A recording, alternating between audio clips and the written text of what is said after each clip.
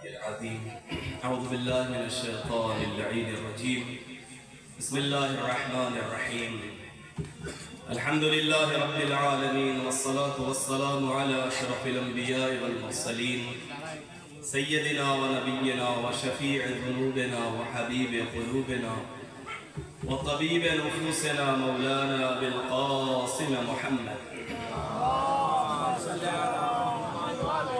وآله الطيبين الطاهرين المعصومين ولعنة الله على أعدائهم أجمعين أما بعد فقد قال الله تبارك وتعالى وقوله الحق بسم الله الرحمن الرحيم كل نفس ذائقة الموت صلى الله عليه محمد اللهم صل على محمد وعلى محمد समस्त तारीफ और प्रशंसा महान रब्बुल आलमीনের আজকে ইসারে সওয়াবের মজলিস কবরস্থানের মধ্যে হচ্ছে আমি এক দুটি হাদিস কবরস্থানের হাওয়ালা থেকে আপনাদের সামনে পেশ করব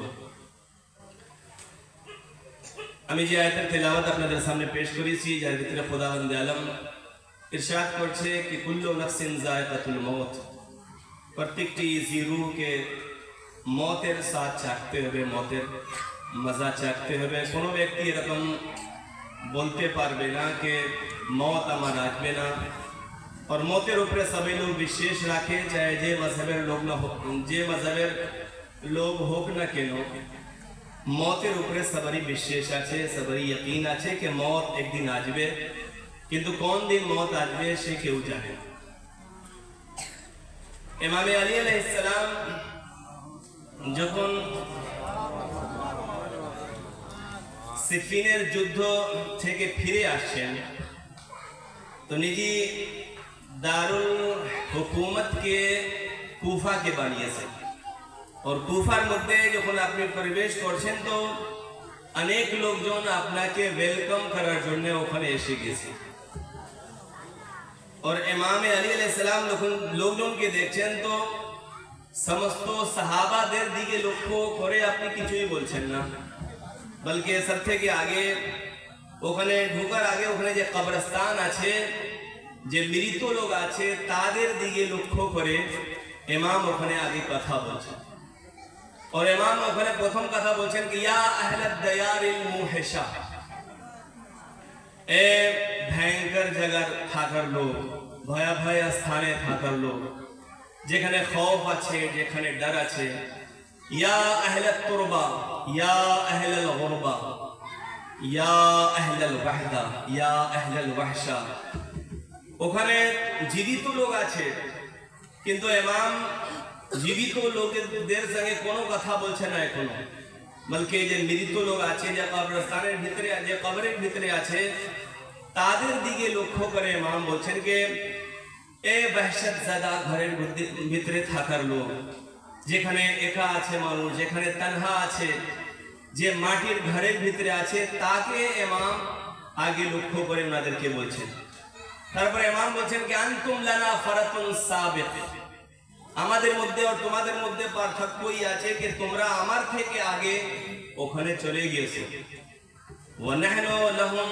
তাবাউন লাহিক और আমরাও তোমার পিছনে পিছনে আসছি আমার মধ্যে আর তোমার মধ্যে পার্থক্যই আছে যে তোমরা আমার থেকে আগে চলে গিয়েছো কিন্তু আমরাও তোমার পিছনে পিছনে আসছি ওখানে জীবিত লোক আছে কিন্তু জীবিত লোকের সঙ্গে কোনো কথা ইমাম বলতে চাচ্ছে না বলছেন না ওইসে না কিন্তু ইমাম ওনাদেরকে দেখাতে চাচ্ছেন कि देखो যদি আমার সঙ্গে থাকতে হবে তো আগে याद आखिरत रखते हुए आखिरत के मने रखते हुए मौत के मने रखते हुए তখনই यादे তোমরা আমার সঙ্গে থাকতে পারবে সাল্লাল্লাহু আলাইহি মুহাম্মদ ওয়া আলিহি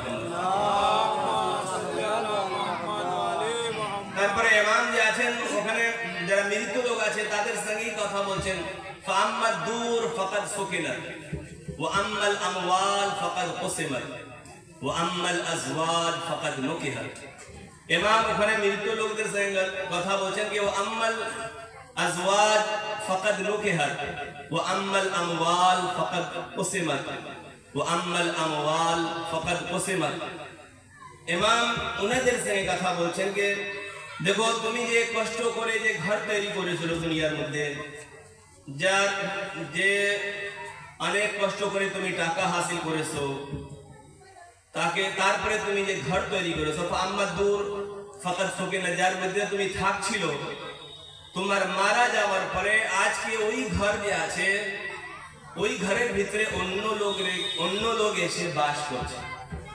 তুমি যে এত কষ্ট করে নিজের জীবনের মধ্যে যখন তুমি এখানে ছিল অনেক কষ্ট করে টাকা হাসিল করেছো, টাকা হাসিল করার পরে নিজের জন্য একটি ঘর তৈরি করেছো, কিন্তু আজকে তোমার এই দুনিয়া থেকে যাওয়ার পরে ওই ঘরের মধ্যে অন্য লোক এসে বাস করছে। ওয়া আম্মাল আমওয়াল ফাকাদ কুসিমাত, আর তুমি যে কষ্ট করে টাকা হাসিল করেছিল, তোমার মারা যাওয়ার পরে ওই মাল যে আছে তোমার নিজের আত্মীয়দের মধ্যে যে আছে ভাগ করে দেওয়া হয়েছে।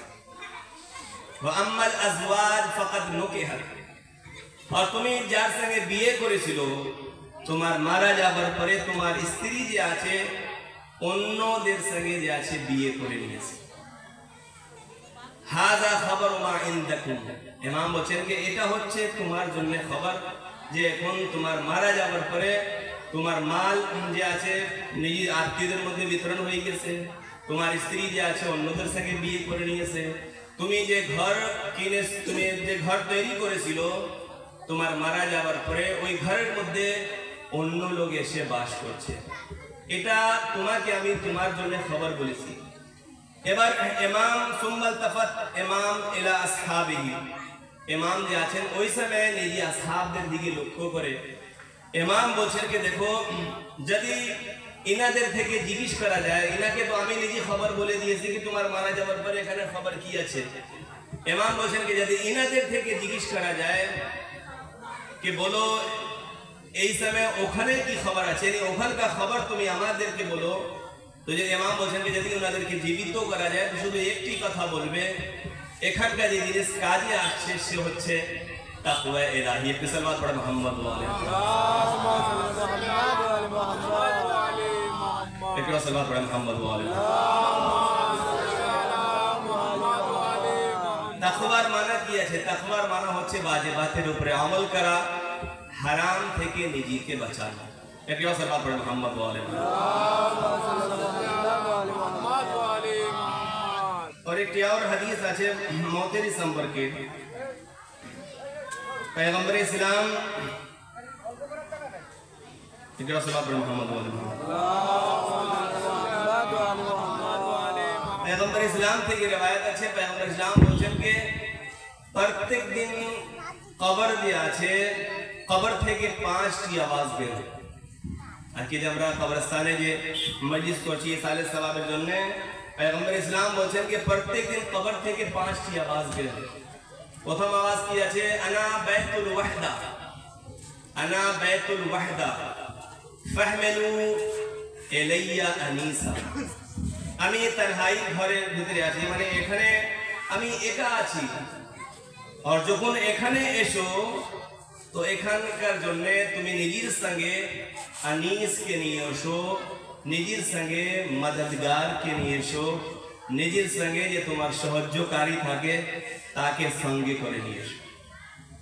पैगंबर इस्लाम বলছেন কি বলছেন? पैगंबर इस्लाम বলছেন যে কবর যে আছে কবরস্থান থেকে প্রত্যেক দিন 5টি আওয়াজ বের হয়। প্রথম আওয়াজ এই হয় যে আনা বাইতুল ওয়াহদা, আমি তনহাই ঘর আছি, যখন তুমি এখানে এসো তো নিজের সঙ্গে আনিসকে নিয়ে এসো, মদদগারকে নিয়ে এসো, সাহায্যকারীকে নিয়ে এসো। দ্বিতীয় জিনিস যে কবর আওয়াজ দেয় আনা বাইতুত তুরবা, আমি মাটির ঘর আছি, মাটির ঘরের ভিতরে আছি, যখন তুমি এখানে এসো তো এখানে আসার জন্য ফাহমিলু ইলাইয়া ফিরাশা, নিজের জন্য নরম নরম বিস্তর যে আছে এখানে নিয়ে এসো, সঙ্গে করে পোশাক নিয়ে এসো। তারপরে আবার पैगंबर इस्लाम বলেন যে কবর যে দ্বিতীয় আওয়াজ দেয় প্রত্যেক দিন আনা বাইতুজ জালামা ফাহমিলু ইলাইয়া সিরাজা, আমি অন্ধকার ঘর আছি, যখন তুমি এখানে এসো তো আলো নিয়ে এসো, ফাহমিলু ইলাইয়া সিরাজা, নিজের জন্য আলো নিয়ে এসো, রোশনি নিয়ে এসো। তারপরে আবার চতুর্থ জিনিস আছে আনা বাইতু ফকর, আমি ফকির ঘর আছি, ফাহমিলু ইলাইয়া কানজা, যখন তুমি এখানে এসো তো ওর জন্য তুমি খাজানা নিয়ে এসো, সম্পদ নিয়ে এসো, দৌলত নিয়ে এসো, টাকা নিয়ে এসো। তারপরে পঞ্চম দিনে যে কবর আওয়াজ দে, আনা বাইতুল হাইয়াত, আমি সাপ আর বিছুর ঘর আছি। মানে যখন এখানে এসো ফাহমিলু ইলাইয়া তিরিয়াকা, যখন তুমি এখানে এসো তো ওর জন্য ওর ওষুধটা নিয়ে এসো, দাওয়া নিয়ে এসো, ওষুধটা নিয়ে এসো। এই পাঁচটি আওয়াজ আছে প্রত্যেক দিন কবরস্থান থেকে বের হয়, প্রত্যেকটি কবর থেকে এই পাঁচটি আওয়াজ বের হয়। যখন তুমি এখানে এসো, আনা বাইতুল ওয়াহদা ফাহমিলু ইলাইয়া আনিসা, আমি তানহাই ঘর আছি, যখন তুমি এখানে এসো তো নিজের জন্য আনিস কে নিয়ে এসো, মদদগার কে নিয়ে এসো। पैगंबर इस्लाम নিজেই বলছেন কি আনিস কি আছে। আমাদের দেখেন কি আনিস মানে মদদগার, সাহায্যকারী। আমরা দেখছি কি যখন কোনো ব্যক্তি মারা যাচ্ছে তো মারা যাওয়ার পরে অনেক লোকজন যে আছে ওইভাবে মানে যখন তাশিয়ে জানাজাতে যাওয়া যাচ্ছে তো 7 বার ইন্না আনজালনা যে পড়তে হয়। অনেকবার এরকম হয় কি ওনার আত্মীয় যে আছে, ঘনিষ্ঠ আত্মীয় সেও যে আছে পড়ে না। খুব বেশি যদি হয় তো ওনার ঘনিষ্ঠ আত্মীয় যে আছে, ওনার বন্ধু যে আছে পড়ে দিয়েছে, বাকি লোক যে আছে পিছন থেকে চলে যাচ্ছে। আর পয়গম্বর ইসলাম কি বলছেন কি ফাহমিলু ইলাইয়া আনিসা, যখন তুমি এখানে এসো তো নিজের জন্য আনিস কে নিয়ে এসো, মদদগার কে নিয়ে এসো। মদদগার কি আছে? নিজেই পয়গম্বর ইসলাম বলছেন কি ওয়া আম্মাল মুনিস, yani আনিস কি আছে, ওয়া আম্মাল আনিস ফাতিলাওয়াতুল কুরআন। পয়গম্বর ইসলাম বলছেন কি ওখানকার জন্য যে তোমার মুনিস হবে, ওখানকার জন্য যে মদদগার হবে সে কি হবে, ফাতিলাওয়াতুল কুরআন। তুমি দুনিয়াতে যত বেশি থেকে বেশি কোরআনে মাজিদের তেলাওয়াত করো তো এই তেলাওয়াত করা যে আছে ওখানে তোমার মদদগার হবে, তোমার জন্য সাহায্যকারী হবে। অনেক লোকজন এখানে বলতে পারে কি মামা সাহেব আমরা তো কোরআন পড়তে পারি না, তো আমরা কিভাবে যে আছে কোরআনে মাজিদের তেলাওয়াত করব? না, প্রত্যেকটি মুসলমানের উপরে নামাজ ফরজ আছে, নামাজ ওয়াজিব আছে। তো যে সূরা আপনাদেরকে মুখস্থ আছে, কমসে কম 3টি সূরা তো সবাই লোককে মুখস্থ আছে। তো যদি এই সূরাটিও যদি তেলাওয়াত করতে থাকে তো আপনার জন্য এই মুনিসের কাজ হচ্ছে, yani আপনার জন্য মদদগার হবে। একটু সাল্লাল্লাহু আলাইহি মুহাম্মদ ওয়া আলিহি। তো প্রথম জিনিস পয়গম্বর ইসলাম বলছেন যে তোমার মদদগার কি হবে, তোমার মদদগার হবে ফাতিলাওয়াতুল কুরআন। দ্বিতীয় জিনিস আছে যে ওয়া আম্মাজ যুলমা আনা বাইতুজ যালামা, আমি অন্ধকার ঘর আছি। যখন তুমি এখানে এসো তো আলো নিয়ে এসো, রোশনি নিয়ে এসো। সে আলো কি আছে? পয়গম্বর ইসলাম বলছেন যে ফাসালাতুল লাইল, আলো ওখানকার জন্য যে নামাজে তাহাজ্জুদ আছে, নামাজে শব আছে। যদি কেউ নামাজে শব পড়ছে, নামাজে তাহাজ্জুদ পড়ছে তো এই নামাজে তাহাজ্জুদ পড়া, নামাজে শব পড়া কবরের মধ্যে আলোর কাজ করবে। কি সাল্লাল্লাহু আলাইহি মুহাম্মদ ওয়া আলিহি।